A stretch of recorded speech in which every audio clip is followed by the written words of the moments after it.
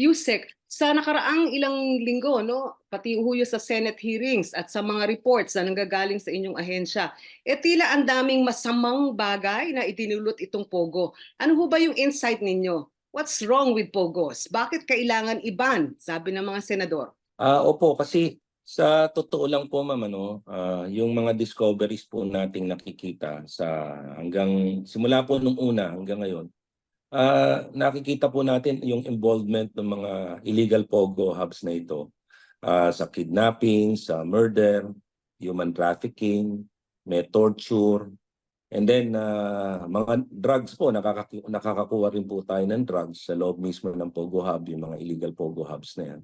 And yung mga fugitives po, every time po na nanre-raid po kami ng mga illegal pogo hubs, nakaka-recover po tayo ng minsan 11, minsan 9, minsan 6 na mga wanted persons o fugitives from other countries.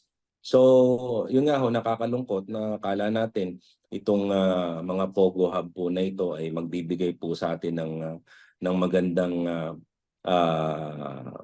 bagay para sa ating Pilipinas, pero ang nakikita ko po mas negative po yung negative po it outweighs yung benefits po na as promise sa atin na ibibigay nila. Okay. Pero ang tanong sa isip ng mga tao, what took the government too long to realize na ganyan yung mga masamang resulta ng Pogo? Nung panahon ni Pangulong Duterte, mga 400 plus ang na-register. Sa ngayon, merong 100 plus na hahabulin pa kayo na expired na yung lisensya o nag-ooperate ng illegal. Bakit ang tagal bago nagka-aksyon? Kasi po ma'am, hindi mo talaga ma'am lalaman yung mga violations niya mga yan hanggang wala nagre-report po sa inyo, no? Like in our case, may mga nagpapadala po sa amin ng mga torture videos. May mga nagpapadala po sa amin ng mga incidents na may pinatay na ng mga foreign nationals.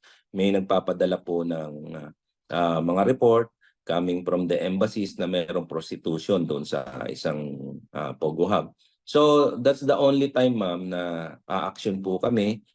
Mag-a-apply po kami ng warrants, then kukuha po kami ng mga operatives natin na tutulong sa atin like the Philippine National Police, the National Bureau of Investigation para po ma-raid yun. Once na na-raid po natin yun, and then magugulat na lang po tayo na meron palang prostitution din na sa loob. Magugulat na lang tayo na meron pala silang mga kulungan o yung ginagawa po nilang mga torture rooms.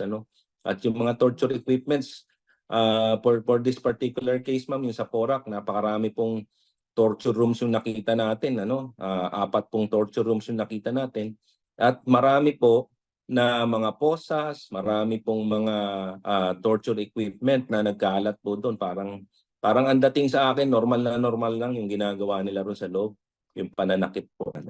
Okay. So, Yusek Gilbert, dahil sa napakadalas na sa balita kayo, no? Ang Senate ho, yung ilang senador sa mga hearing, lalo na nung matapos yung closed door, executive session, sabi nila dapat iban na ang mga pogo. Yun din ho ba ang damdamin ng PAOK? Kagaya ng sinabi ko kanina, yung negative kasi,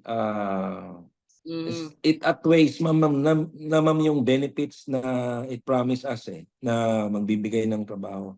Ang nakikita ko, it brings more crime dito sa atin, tsaka shame dito sa bansa natin. So, mas maganda siguro ma'am, para sa akin po, opinion ko lang, tigil na lang po natin.